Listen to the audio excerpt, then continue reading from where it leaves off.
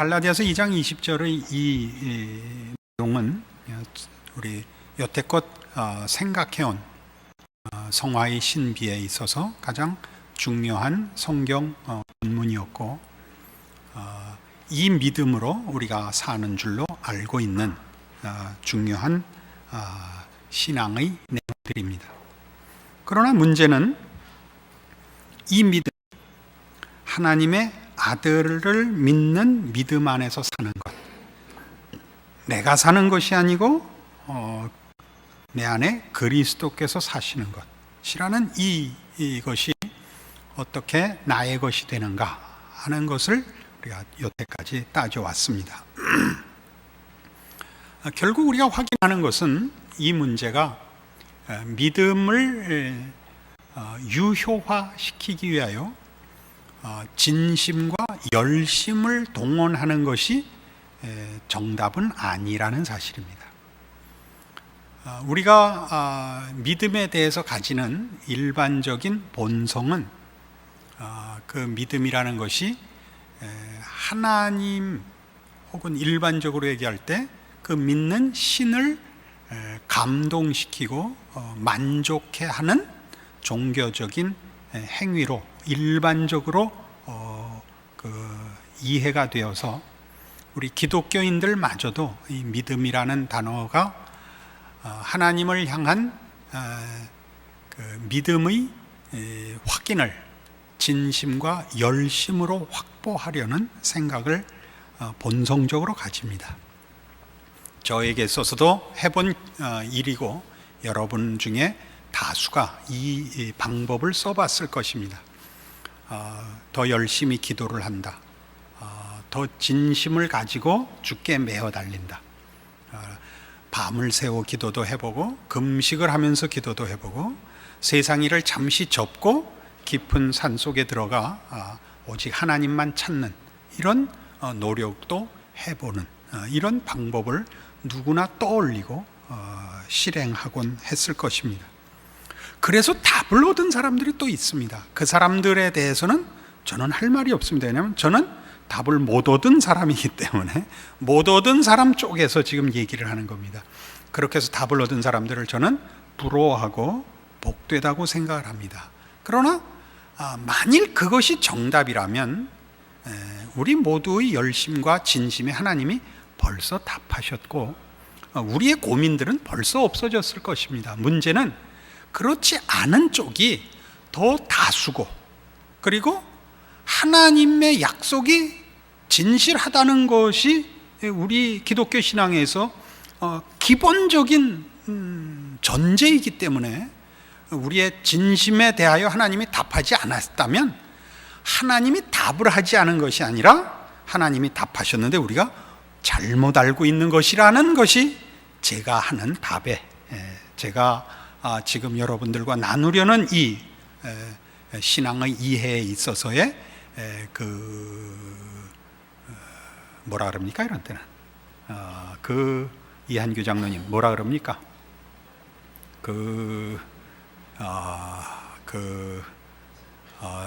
변명이라 그러면 좀 너무 부정적이고 소극적입니다. 설명입니다.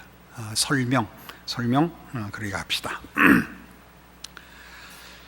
그러면 이제 이런 차원에서 저도 평생 이 문제를 갖고 싸웠는데 제일 기억나는 믿음에 관한 제 어렸을 때 황당했던 아직도 잊혀지지 않는 사건은 이겁니다. 초등학생 때인데 하루는 집에 가서 이렇게 친구들하고 놀다가 이제 가서 최소한 물을 끼얹어야 될 일이 생겼는데 더워서 수돗물을 틀었더니 안 나오는 거예요. 그래서 그때 정말 간절히 기도를 했습니다. 믿음을 갖고. 근데 물이 안 나오는 거예요. 그 황당함은 상당히 놀라운 것이었습니다.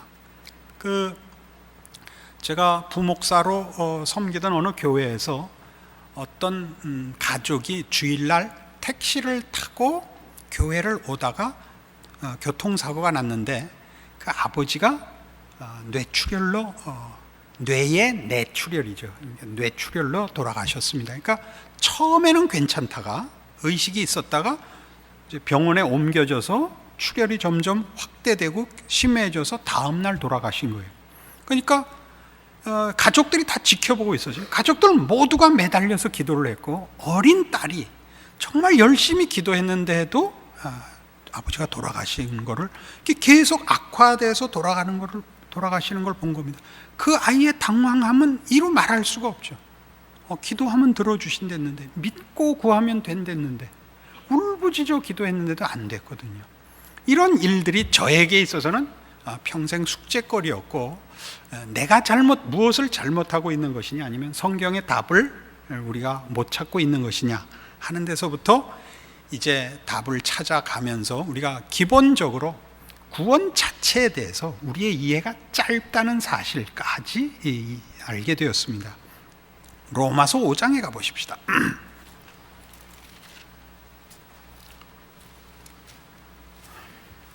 로마서 5장 1절입니다.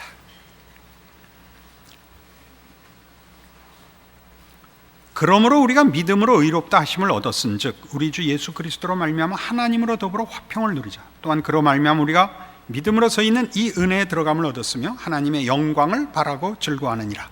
언젠가도 인용하고 설명했듯이 여기에는 예수 그리스도로 말미암은 시작된 구원과 지금 있는 자리, 믿음 안에 서 있고, 그리고 미래적 완성으로 하나님의 영광을 바라고, 그러나 이미 확보된 것으로, 확보된 운명으로 즐거워하는 것까지 이 속에 구원의 세 시제, 얻은 구원과 얻고 있는 구원과 얻을 구원이 다 포함되어 예수 안에서 확보되어 있는 것을 말하고 있습니다. 그래 놓고 3절, 다만 이뿐 아니라 우리가 환난 중에도 즐거워하나니 이는 환난은 인내를, 인내는 연단을, 연단은 소망을 이루는 줄 알미로다로 나갑니다. 이 하나님의 영광을 바라는 이 자리까지 가는 보편적인 방법이 환난을 통해서라고 얘기하고, 환난을 통하여 뭘 배운다? 인내와 연단과, 그리하여 이 하나님의 영광이라는 결국의 완성이 우리에게 주어진다, 소망을 이룬다라고 합니다. 그래 놓고 뭐라고 얘기하냐 하면 5절, 소망이 부끄럽게 아니함은 우리에게 주신 성령으로 말미암아 하나님의 사랑이 우리 마음에 부은 바 됨이니 우리가 아직 연약할 때 기약대로 그리스도께서 경건치 않은 자를 위하여 죽으셨도다. 의인을 위하여 죽는 자가 쉽지 않고 선인을 위하여 용감히 죽는 자가 혹 있거니와 우리가 아직 죄인 되었을 때 그리스도께서 우리를 위하여 죽으심으로 하나님께서 우리에게 대한 자기의 사랑을 확증하셨느니라 라는 이 여러분 잘 암송하시는 5장 8절이 등장을 합니다. 그러니까 우리에게 약속된 소망, 즉 구원의 결국, 구원의 그 완성이 어떻게 실패 없이 이루어질 것인가, 이 일은 우리의 능력이나 자격을 근거하지 않고 하나님의 사랑을 근거한 탓이다 라고 얘기하는 것입니다. 그러니까 이 얘기는 굉장히 중요한 문제입니다. 구원을 얻은 하나님의 자녀들은 그 시작부터 하나님의 사랑이라는 것이 이유고 근거이기 때문에 하나님의 그 의지와 그 사랑으로 출발한 하나님의 신실하신 약속과 기뻐하심이 우리의 구원을 이루시고 완성하실 유일한 근거이니라 라고 가르치는 겁니다. 그러니까 앞에 있는 3절에 있는 다만 이뿐 아니라 우리가 환난 중에도 즐거워하나니 이는 환난은 인내를, 인내는 연단을, 연단은 소망을 이루는 줄 알미로다 라는 문제에서 우리의 현실은 어디냐면 환난 아닙니까? 환난 속에서 인내하고 연단을 받고 있죠. 이 인내하고 연단을 받는 중은 완성이 아직 아니니까 받는 자에게는 이것이 좌절스럽단 말입니다. 우리가 믿음에서 요구하는 건 뭐냐면 믿음을 내가 갖추면 결과가 오리라고 우리 다 기대하지 않습니까? 우리가 제대로 된 믿음을 소유하면 하나님께서 확신과 평화와 결과를 주실 것이라고 기대하는데, 우리 현실 속에서 우리가 그런 진심과 그런 소원을 가졌을 때 하나님이 언제나 확신과 평화와 결과를 주느냐 말입니다. 인상만 쓰지 말고 한번 물어보시라니까요. 이재철 집사님, 우리 다 그렇지 않아서 속상한 거거든요. 그때 우리 마음에 무슨 생각이 당연히 드냐면 내가 제대로 가고 있는가? 이렇게 해서 정말 나에게 시작된 구원이 정말 진짜 구원이고 그 약속된 결과에 갈 것인가라는 의심이 늘 붙어 다니지 않냐 말이에요. 그래서 나오는 얘기예요. 뭐라고? 소망이 부끄럽게 아니함은 성령으로 말미암아 하나님의 사랑으로 부은받았다. 하나님의 사랑으로 우리를 확신시킨다가 아니라 시작부터 하나님이 이유였지 않느냐, 하나님의 열심이 이유였지 않느냐. 그것이 결국을 만들어내는 거니까 걱정 말아라 이거거든요. 그래서 봐요, 9절. 그러면 이제 우리가 그 피를 인하여 의롭다 하심을 얻었은즉 더욱 그로 말미암아 진노하시면서 구원을 얻을 것이니 곧 우리가 원수 되었을 때 그 아들의 죽으심으로 말미암아 하나님으로 더불어 화목되었은즉 화목된 자로서는 더욱 그의 살으심을 인하여 구원을 얻을 것이니라. 이게 무슨 말인지 아시겠어요? 원수 되었을 때, 그러니까 제일 나쁠 때 구원을 주었는데 지금은, 그때는 하나님 모를 때거든요. 그게 제일 나쁜 상태란 말이에요. 하나님 있는 줄도 모르는 거. 지금은 나빠봤자 알고 죄짓고 조마조마해야 하는 거 아니에요. 기껏 나빠봤자. 비교가 되세요? 원수 되었을 때 구원했는데 지금은 의심하고 연약해지고 정도지 않느냐. 그때보다 지금이 훨씬 낫지. 그때 원수 되었을 때 구원했는데 지금 수준 갖고 뭘 절망하느냐, 이런 얘기예요. 똑같이 그런 식의 대조가 곧 10절, 곧 우리가 원수 되었을 때 그 아들의 죽으심으로 말미암아 하나님으로 더불어 화목되었으니 화목된 자로서는 더욱 그의 살으심을 인하여 구원을 얻을 것이니라. 그를 죽여서 우리를 구원을 시켰다면 예수 그리스도의 부활의 능력, 살아서 편드는 그리스도의 사역으로는 얼마나 더 큰 힘과 보호를 받겠느냐. 이 두 대조의 평행을 아시겠어요? 나 이거 알고 한 사흘 동안 밥도 안 먹고 펄펄 뛰었는데. 그러니까 우리는 자꾸 뭘 놓치냐면 예수님이 십자가를 지셔야 됐다라는 걸 언제나 놓쳐요. 그게 무슨 말인지를. 우리는 자격이 있어서 보상을 받았다고 생각을 해요. 괜찮은 사람이라고 생각을 하죠. 그리고 괜찮은 사람이 더 괜찮아져야 된다고 생각하고, 괜찮지 않다는 것이 확인될 때 아주 기겁을 하고 놀라요. 여러분은 옛날에도 괜찮지 않았고 지금도 괜찮지 않아요. 여러분은 예전에도 한없이 은혜가 필요했고 지금도 한없이 은혜가 필요해서, 잠깐만요, 찬송가에 내가 여기 이렇게 오늘을 위해서 몇 주 동안 이 꽂아놓은 걸 바꾸질 않았어요. 465장 한번 찾아보세요.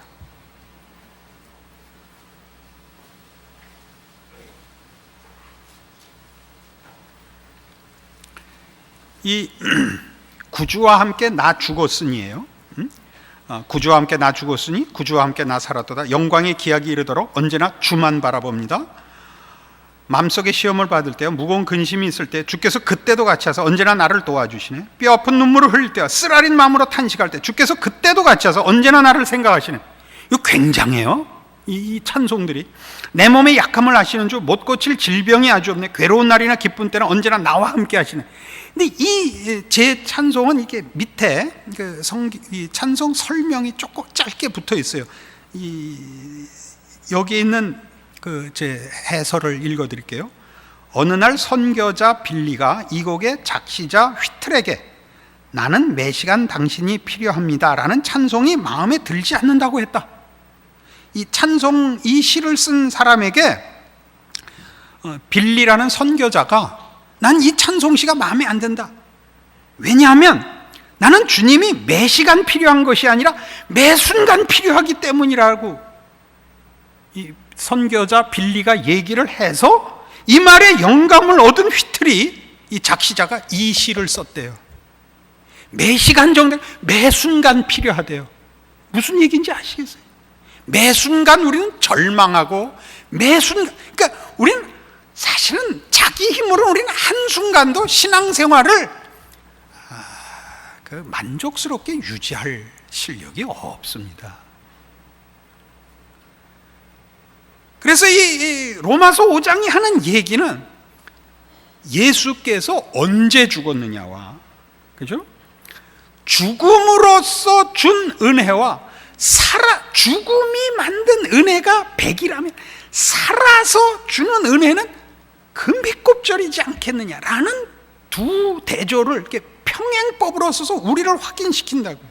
그래서 11절 5장 11 이뿐 아니라 이제 우리로 화목을 얻게 하신 우리 주 예수 그리스도로 말미암아 하나님 안에서 또한 즐거워하느니라 라는 답을 얻어내요. 이런 이 로마서 5장의 이 내용은 말하자면 우리가 믿음으로 구원을 얻었다는 것이 방법과 조건의 얘기가 아니라 사랑으로, 하나님과의 관계에서 사랑으로 부름을 받고 있다. 사랑이라는 관계로 부름을 받고 있다. 그러니까 믿음으로 구원을 얻는다는 것은 법적 관계가 아니고 믿음의 관계라는 자리로 부름을 받는 것이다 라고 벌써 로마서 5장이 설명을 하고 있는 것입니다. 이 문제는 지난번 주일 설교에서도 얘기했다시피 그럼 한 번 더 확인합시다.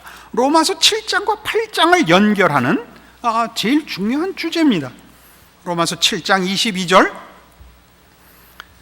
내 속사람으로는 하나님의 법을 즐거워하되 내 지체 속에서 한 다른 법이 내 마음의 법과 싸워 내 지체 속에 있는 죄의 법 아래로 나를 사로잡아오는 것을 보는도다. 오라 나는 곤고한 사람이로다. 이 사망의 몸에서 누가 나를 건져내랴. 탄식이 있죠. 이 답이 뭐냐면 25절에 우리 주 예수 그리스도로 말미암아 하나님께 감사하리로다. 이게 답이거든요. 누가 이 사망의 몸에서 나를 건져내랴.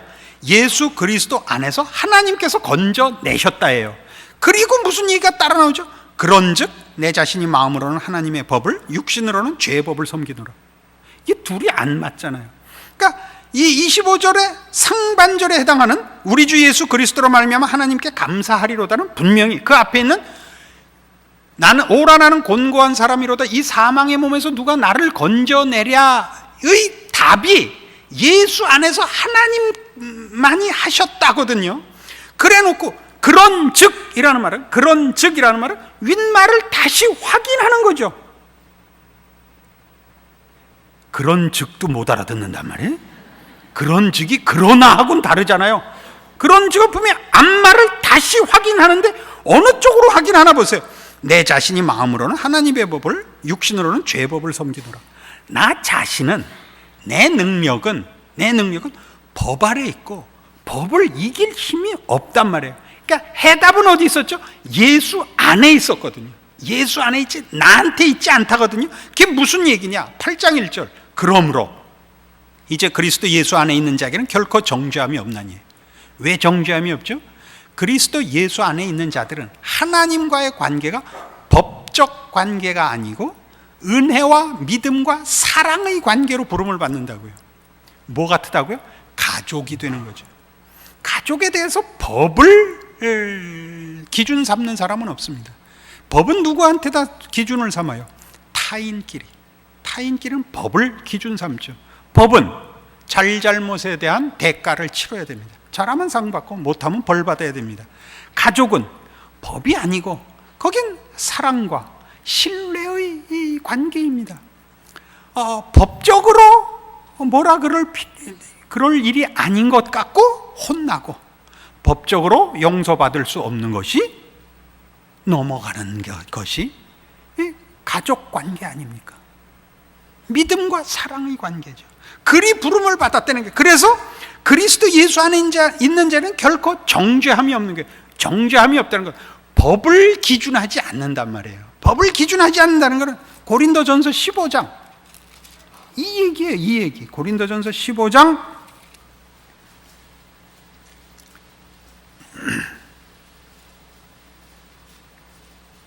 52절 284페이지 신약성경 나팔 소리가 나매 죽은 자들이 썩지 아니할 것으로 다시 살고 우리도 변화하리라. 이 썩을 것이 불갑을 썩지 아니할 것을 입겠고 이 죽을 것이 죽지 아니함을 입으리로다.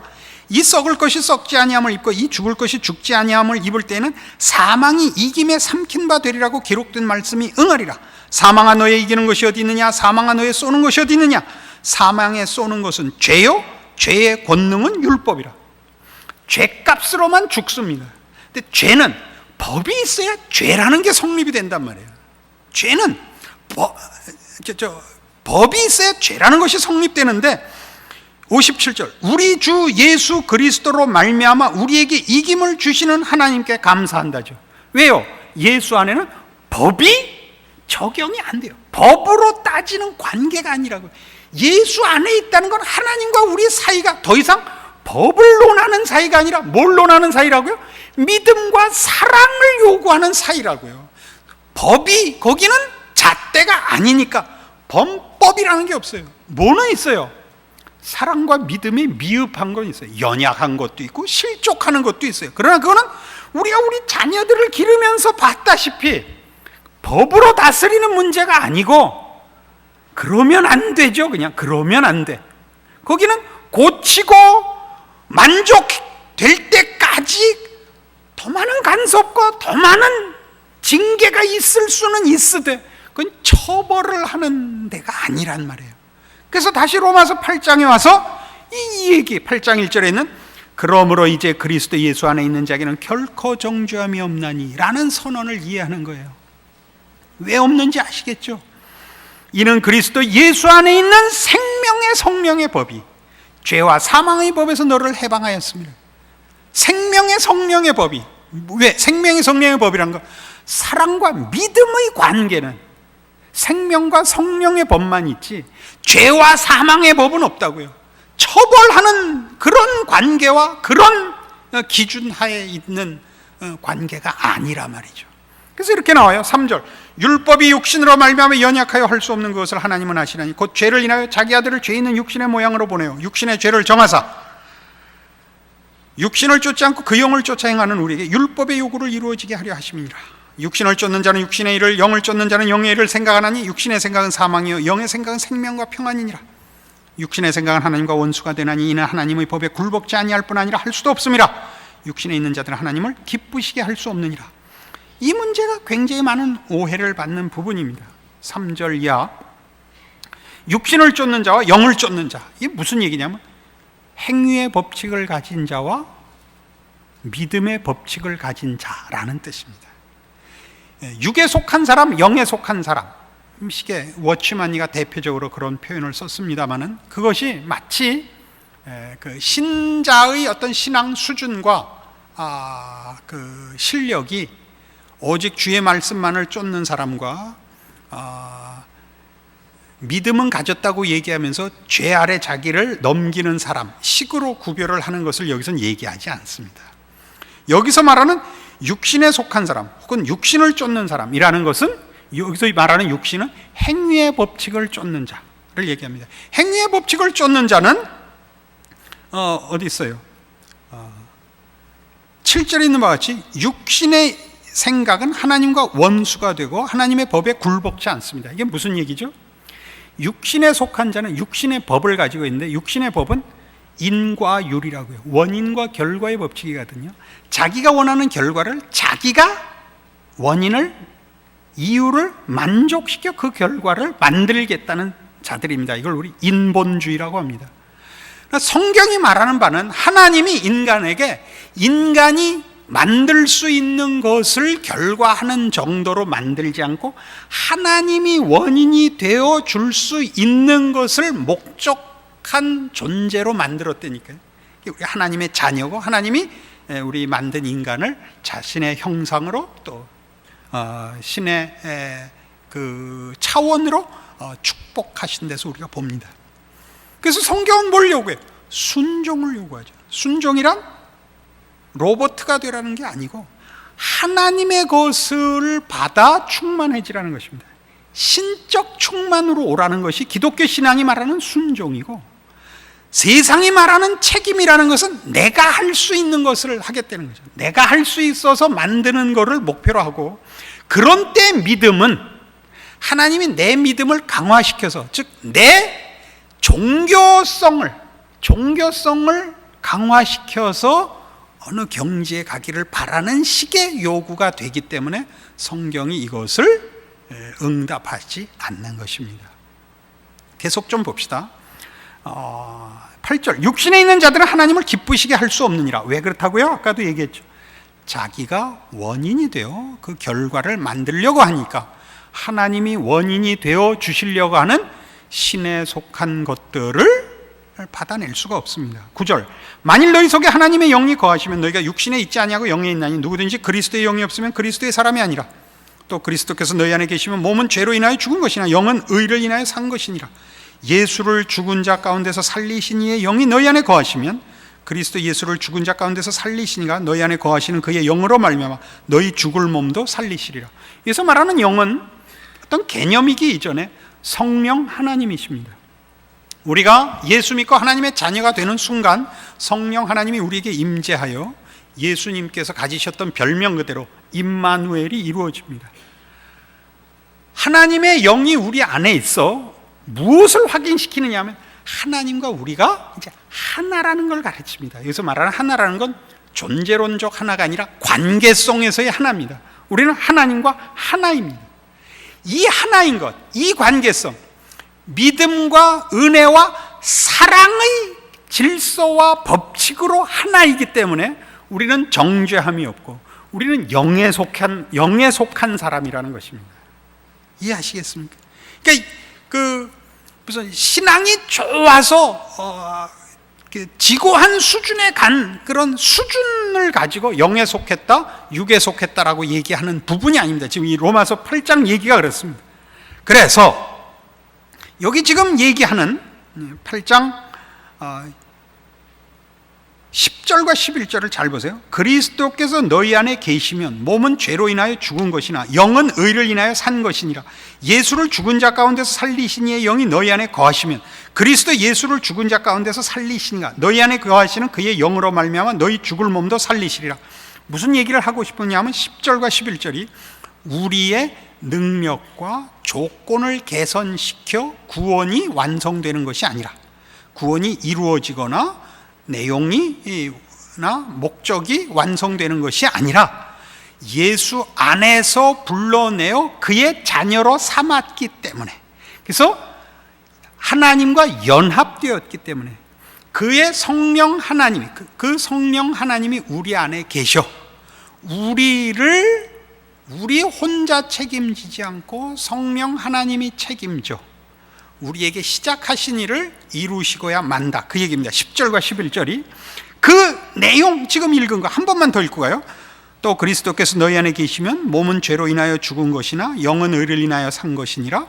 몸은 죄로 인하여 죽었다는 것은 나를 근거하고 내 힘으로 사는 것은 끝났고 하나님의 가족이 되어 하나님의 인도하심과 복주심과 충만케 하심이 내 것이 되었다죠. 왜냐하면 하나님과 우리가 연합되어서 예수를 죽은 자 가운데서 살리신 이의 영이 너희 안에 거하시면 그리스도 예수를 죽은 자 가운데서 살리시니가 너희 안에 거하시는 그의 영으로 말미암아 너희 죽을 몸도 살리시리라.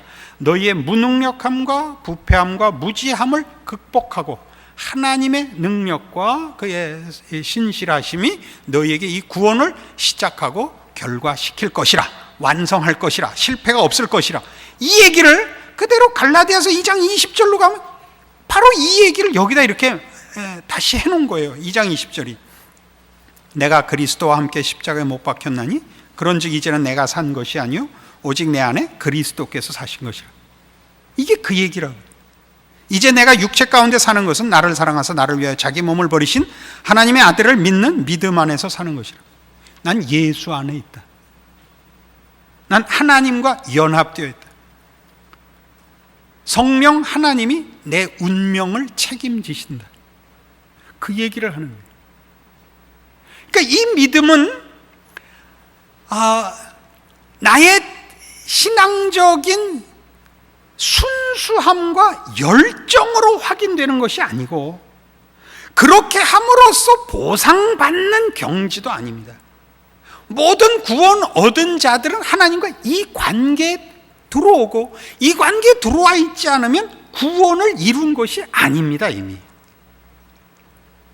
근데 우린 자꾸 여기서 이 믿음을 어떻게 내 것을 만드느냐, 어떻게 이 믿음의 확신과 나의 신앙 현실의 유효적 결과를 초래케 하느냐로 고민하는 것이죠. 그러니까 로마서 6장으로 가면 이번에는 이 하나님과의 연합이라는 이 얘기를 성경이 이렇게 강조하고 있습니다. 로마서 6장 8절. 만일 우리가 그리스도와 함께 죽었으면 또한 그와 함께 살 줄을 믿노니 이는 그리스도께서 죽은 자 가운데서 사셨으면 다시 죽지 아니하시고 사망이 다시 그를 주장하지 못할 줄을 알미로라. 사망이 예수를 주장하지 못하는 이유는 사망으로 그를 붙잡아 놓을 수가 없었더란 말이에요. 마치 노아 홍수 때 노아의 방주가 물에 잠기지 않고 뜨는 것 같이 예수를 사망이 삼킬 수가 없었대요. 물이 배를 삼키지 못하듯 사망이 예수를 삼킬 수 없어서 예수 안에 있는 자들은 사망이 그를 삼키지 못합니다. 노아의 방주 안에 들어가 있는 자들을 물이 삼키지 못하듯이 방주 때문에 예수 안에 있는 자들은 예수를 사망이 삼키지 못하니까 예수 안에 있는 자들은 사망이 삼키지 못합니다. 그건 아까 우리 로마서 8장이나 로마서 5장에서 본 바와 같이 그것이 곧 우리가 사망이 영향을 미치지 못하는 법적 관계가 아닌 하나님과의 관계에서 믿음과 은혜와 사랑의 관계의 자리에 들어간 탓입니다. 보지 말고 그냥 해야지. 10절. 그의 죽으심은 죄에 대하여 단번에 죽으시며 그의 살으심은 하나님께 대하여 살으심이니 이와 같이 너희도 너희 자신을 죄에 대하여는 죽은 자요 그리스도 예수 안에서 하나님을 대하여는 산 자로 여길지어다. 예요. 죄에 대하여 죽었다는 것은 법의 기준과 법의 질서에서 생각하지 말고 생명, 은혜, 사랑의 개념과 질서에서 하나님을 생각하는 자가 되라고요. 법 아래 있었던 건 뭐냐? 하나님 없을 때였죠. 하나님 모를 때였죠. 하나님이 누구신지 모른다는 것은 하나님이 우리의 창조주시고 우리의 필요의 유일한 근원이신 거예요. 요한복음 15장의 포도나무 비유였잖아요. 나는 포도나무여 너희는 가지니 너희가 내 안에 거하지 아니하면 가지가 말라 죽을 수밖에 없다고. 하나님이 누구시냐를 아는 것은 구원의 내용이요, 창조의 내용이요, 우리에게 유일한 복이죠. 하나님의 자녀로, 하나님의 형상으로, 그래서 하나님의 신에 속하는 모든 것으로 충만케 되는 자 아니에요. 그러니까 우리의 신앙은 무엇로 확인해야 되냐면 하나님과의 관계로 확인을 해야 되는데, 믿음과 은혜와 사랑이라는 것으로 확인을 해야 되는데 자꾸 어디로 가느냐 하면 믿음을 공로로 끌고 가서, 법으로 끌고 가서, 원인과 결과의 법칙으로 끌고 가서 어디로 가냐면 나 이렇게 순수하게 믿고 열심을 부렸으니 확인시켜 주십시오가 되죠. 그러니까 믿음이 조건이 되고 공로가 되어 믿음 자체가 내용이 아니고 이것을 바치면 정작 원하는 뭐가 와야 되는 게 돼버렸죠. 그게 뭐냐면 확신, 마음의 평화, 능력, 결과 이런 것들이란 말이에요. 그게 아니고 믿음이 내용이죠. 믿음이 가족이라고 생각을 해보세요. 부모와 자식이 공부 이번에 1등 하면 자전거 사서 눈깔이 빠지게 자전거 내놔. 이거 아니죠. 공부가 내용이죠. 그걸 잘하게 하려고 상품을 걸죠. 자전거가 목적이 아니라 공부를 잘해야죠. 그게 내용이지. 믿음이 줘야지. 믿음이 줘야 하나님과 나와의 관계를 아는 거라니까요. 하나님은 내 아버지십니다. 여러분, 자녀들이 저지르는 죄 중에 제일 큰 죄가 뭐라고 했어요? 집 나가는 거라고요. 신자들의 죄 중에 제일 큰 죄는 자살이에요. 왜냐하면 하나님을 더 이상 안 믿는 거거든요. 하나님의 능력과 내가 어떤 처지에서도 하나님은 나를 사랑하신다는 것을 포기하는, 내가 끊는 거거든. 그래서 자살은 사실은 최고의 죄입니다. 이제 감이 잡히세요? 뭐 누구는 이따구로 말을 하더라고요. 남을 죽인 자는 사형 언도를 받아도 회개할 기회가 있지만 지가 자기를 죽이면 회개할 기회가 없기 때문에 최고의 죄다. 아니에요. 그게 아니고 내가 나를 죽일 만큼 내가 몹쓸 놈이다라고 생각하고 아무 방법이 없고 소망이 없다고 생각하는 그것, 나 혼자 책임지는 게 죄인 거예요. 그래서 해놓고 어디로 갔어요? 그래서 11절, 이와 같이 너희도 너희 자신을 죄에 대하여는 죽은 자요 그리스도 예수 안에서 하나님을 대하여는 산 자로 여길지어다. 이 말 뜻 알아들었죠? 이 집사님 알아들었죠? 당신만 알아들으면 다른 사람은 안 물어봐도 돼서 그래. 그래서 12절이 뭘로 나봐? 뭘로?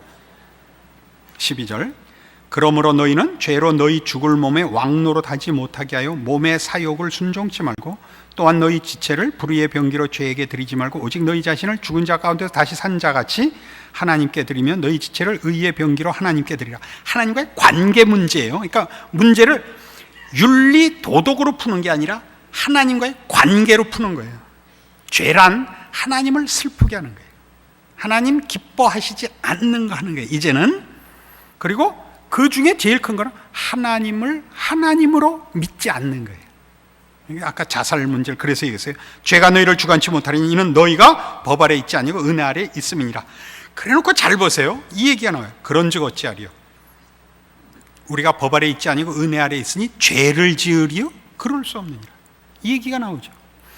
지금까지 한 이 설명 속에 우리가 은혜를 강조하고 율법이 아니고 행위의 법칙이 아니라는 걸 얘기를 하면 꼭 무슨 문제가 나오냐면 책임 소재가 뒤따라옵니다. 우리는 물론 율법주의를 배격하며 공로주의를 배격합니다. 지금까지 얘기했죠. 믿음이란 조건이 아니다, 그 자체가 내용이다 하는 얘기를 했습니다. 믿음을 바쳐 혹은 노력을 바쳐 공로를 바쳐 하나님 앞에 보상을 받아오려는 것이 신앙생활 아닙니다. 모든 것은 하나님께 요구해야 되고 하나님께 요구한다는 건 도우심을 요구한다는 차원이 아니고 약한 믿음을 강하게 한다는 개념이 아니고 하나님만이 진정한, 하나님이 지으신 우리 인간의 진정한 내용을 주시는 유일한 분이요 그것은 우리가 만들 수 있는 차원을 상회하는 것이라는 의미입니다. 그럼에도 불구하고 이 은혜가 어떤 이들에게는 그럼 우리는 아무 일도 안 해도 되겠네 라는 생각을 하는 것은 바로 지금까지 한 얘기, 법적 관계보다 믿음과 애정의 관계가 더 많은 것을 요구한다는 것을 놓치는 탓입니다. 우리야 법적으로 세상 사람들이 나한테 해를 끼치지 않는 이상 또는 공공질서를 파괴하지 않는 이상 그가 게으르거나 무식한 데 대해서 우리는 관여하지 않습니다. 그러나 내 자식이 무식한 것은 우리는 내비두지 않습니다. 아버지가, 어머니가 사랑과 은혜가 풍성하시니 나는 놀아도 되겠다. 그래요? 부모의 사랑은 자식을 들볶는 것으로 결실됩니다. 그죠? 내비두지 않습니다. 그래서 고단합니다. 왜 아까 로마서 5장에서 환난이 등장했을까요? 하나님이 그의 자녀로 부른 자녀들을 볶으시기 때문입니다. 이거 아는데 오래 걸렸습니다. 그래서 히브리서 12장에 무슨 얘기를 했었죠? 다 까먹었죠? 히브리서 옛날에 했으니까 히브리서 12장 여기 이게 나왔었거든요. 367페이지 신약성경 4절, 너희가 죄와 싸우되 아직 피 흘리기까지는 대항치 아니하고 또 아들들에게 권하는 것 같이 너희에게 권면하신 말씀을 잊었도다. 일러스되 내 아들아 주의 징계하심을 경히 여기지 말며 그에게 꾸지람을 받을 때 낙심하지 말라. 주께서 그 사랑하시는 자를 징계하시고 그의 받으시는 아들마다 채찍질 하심이니라 하였으니 너희가 참음은 징계를 받기 위함이라. 하나님의 아들과 같이 너희를 대우하시나니 어찌 아비가 징계하지 않는 아들이 있으리요. 징계는 다 받는 것이거늘 너희에게 없으면 사생자요 참 아들이 아니니라. 여기 잘못 읽으면 이 징계라는 말이 너희가 참으면 징계를 받기 위함이라 이런 표현은 뭐 하나님이 심심해서 우리를 데리고 노나 그런 생각이 다 들게 의아롭습니다만, 여기 징계라는 표현은 자식 만들기라는 뜻입니다. 자식 만들기. 그래서 이거를 이렇게 제가 바꿔서 읽죠.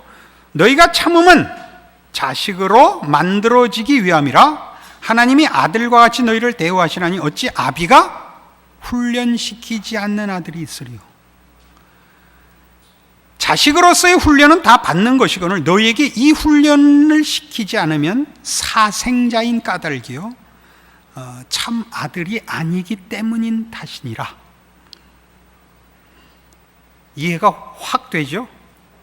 그러니까 우리 모든 성도들에게 있어서 실제로 하나님께서 그의 자녀로 우리를 대우하시고 그의 자식으로 우리를 사랑하시고 구원하시고 간섭하시기 때문에 실제로 신자들의 신앙 현실은 고달프며 실패같이 보입니다.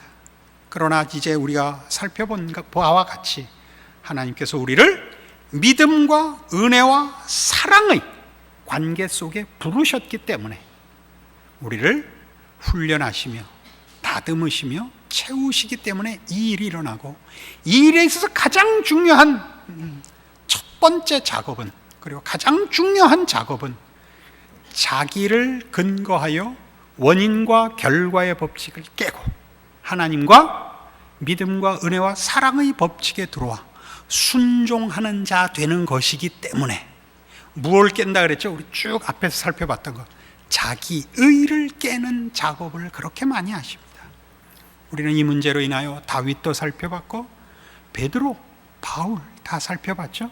하나님이 이 사람들을 영웅화하지 않고 있다는 거 보셨죠? 능력으로 채우지 않는 것도 보셨죠?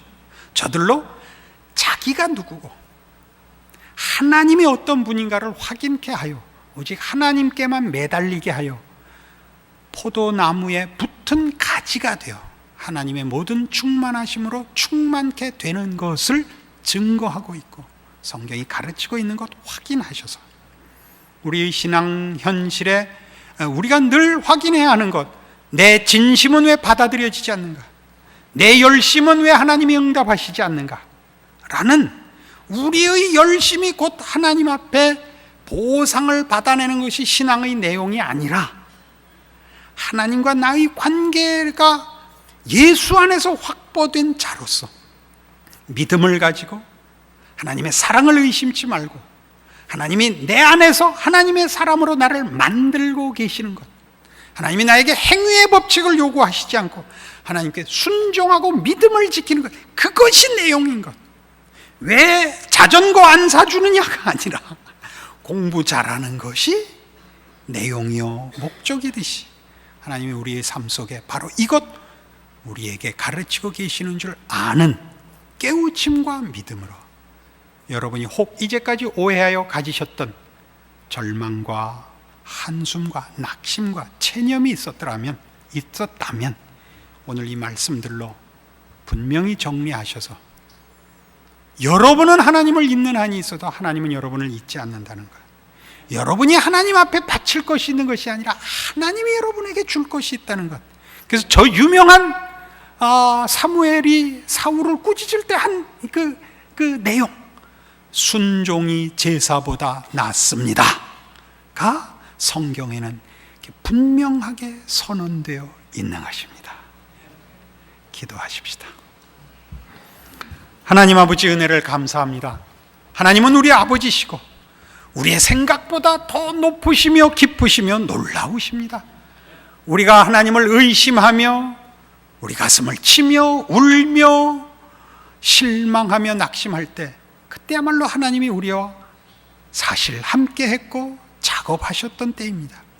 우리는 기껏 우리의 것을 바쳐 주 앞에 상 받으려 했고 하나님은 사랑과 신실하심과 능력으로 함께하사 그 아들을 주신 사랑 속에 우리 아버지가 되어 주셨습니다.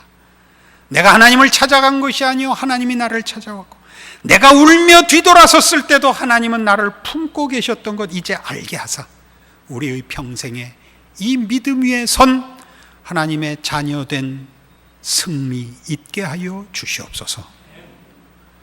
주께서 우리의 모든 것이 되시며 우리의 필요가 되시며 우리의 자랑이 되시며 승리가 되는 줄 아는, 다시는 정죄함이 없고 우리가 맞는 매는 사랑의 매라는 것 기억하게 하시옵소서.